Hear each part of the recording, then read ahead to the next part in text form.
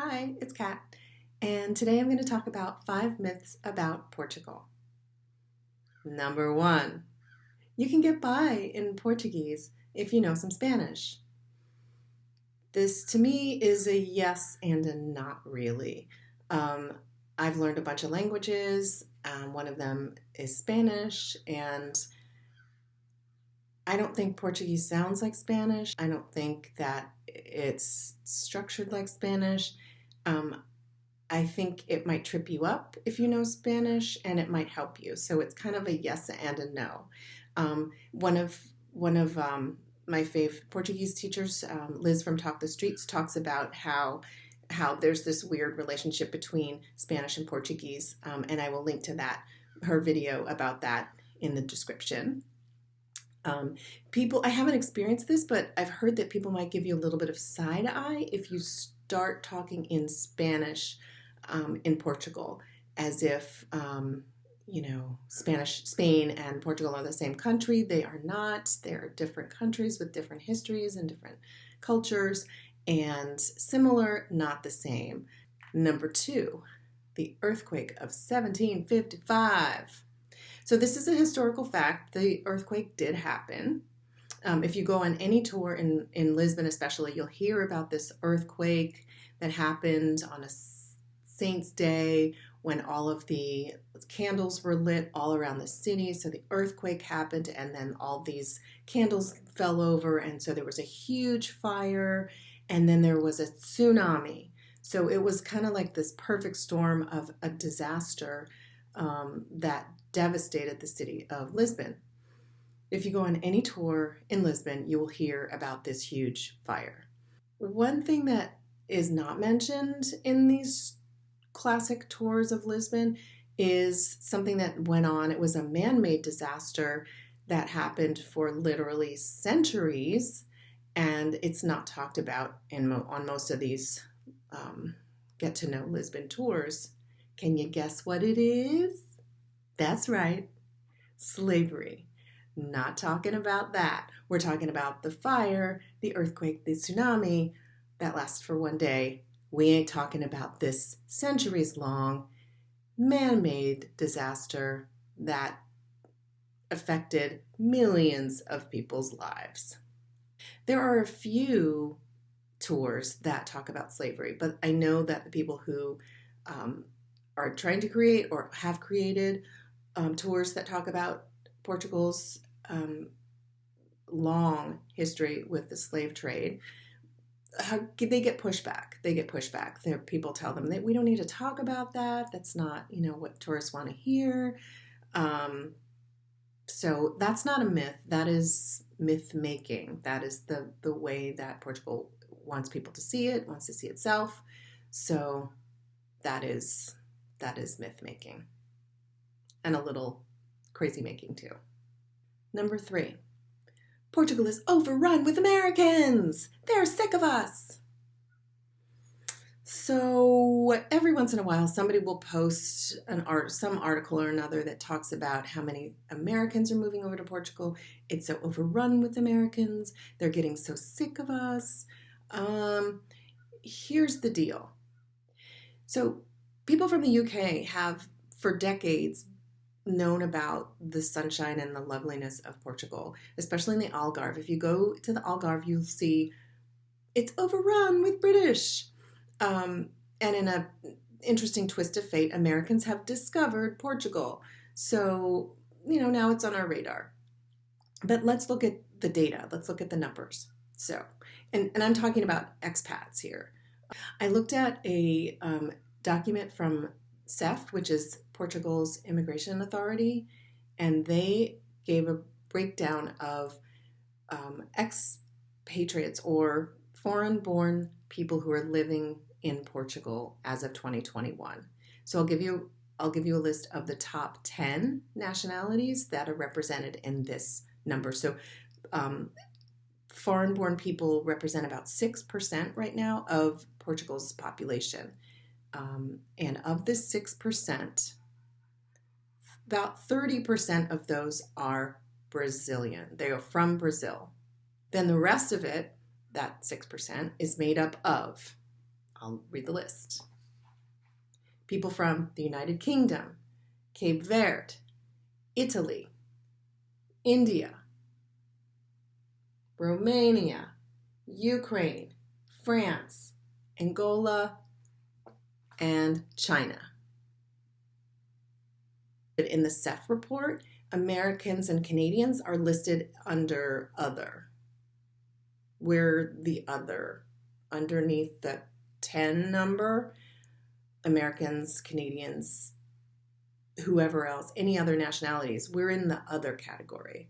We don't rate.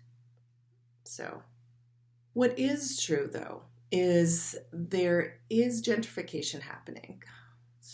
God. What's going on? Flat and puffy, flat, flat and puffy, flat and puffy, flat, flat and puffy. Yeah.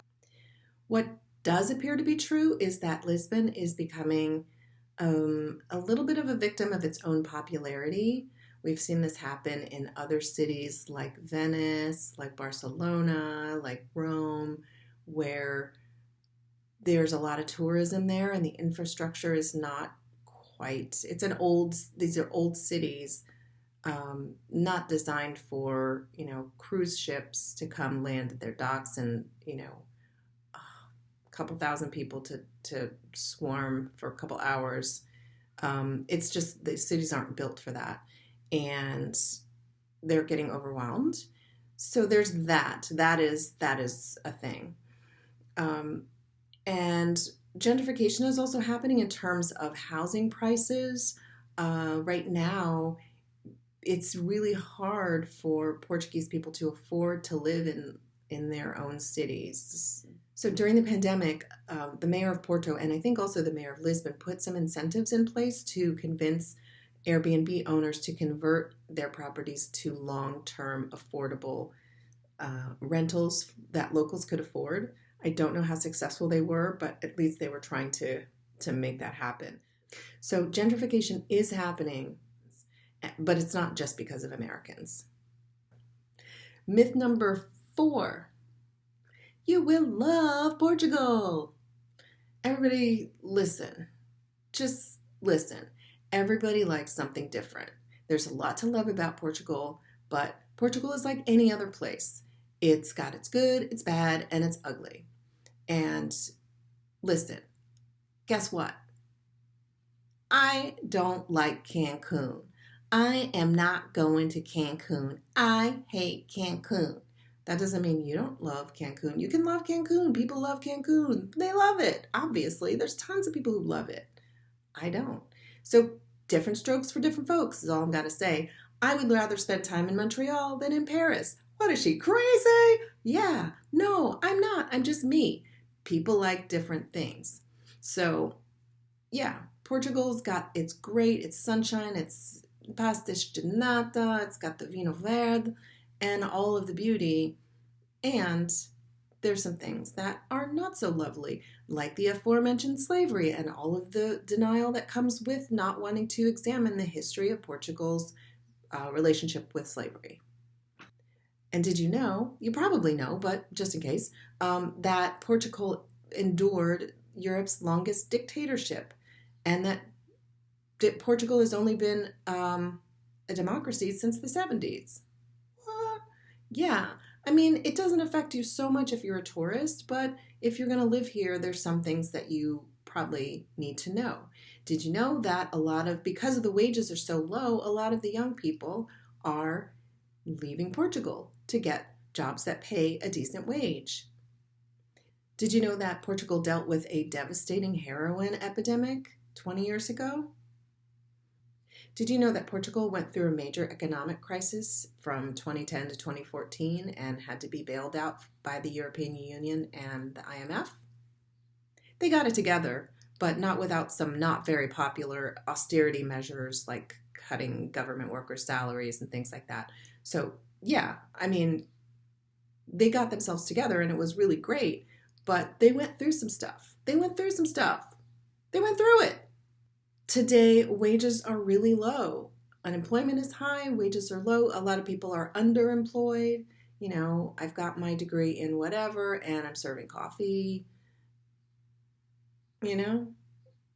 So it may not affect you if you're coming as a visitor or tourist, but if you move to Portugal, just knowing the history, knowing the recent history, especially of Portugal, can help, I think, reduce your culture shock if you do decide to move to Portugal. In the meantime, let me introduce myself. I'm Kat. I help Black and brown women find more joy in their lives through holistic self-care, international travel, and retreats. Number 5, I hear people talk about wanting to move to Portugal because they want to live and explore Europe. And, they say, oh, I'm going to use Portugal as a jumping off point. I'm going to get my residency visa, going to get my residency in Portugal, and then I'm going to, live in Italy. Or I'm going to, do some bopping around, maybe just, kind of come into Portugal every once in a while, blah, blah, blah. Here's the thing you need to know. If you move to Portugal on a D7 visa, you will have to live in Portugal. There are actual requirements that you have to physically be in Portugal to keep your D7 residency visa. Here's the purpose of the D7 visa from the government standpoint. Portugal's birth rate is low. A lot of younger people are also leaving the country to get jobs that pay better. So Portugal needs people. They need people to keep their economy running.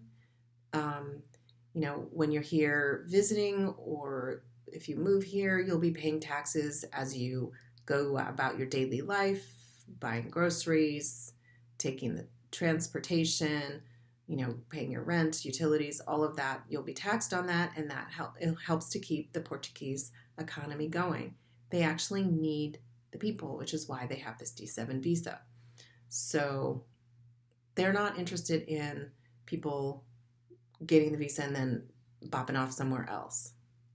If you really want to bop around, see if you can maybe just visit Portugal, continue to visit Portugal as a tourist, if that might work out. Or if you have 300 to 500,000 euros lying around, you could try the golden visa option. The rules changed for the golden visa as of January 2022, but it's still an option for folks who have a chunk of change lying around. If you got that kind of money lying around, you will have a wonderful time no matter where you are. Don't you think? So what did you think? Did I get it right? Did I get it wrong? Leave your comments below, and please hit the like button and subscribe, and hit the notification so you'll know when the next video drops. Thanks for watching. Bye!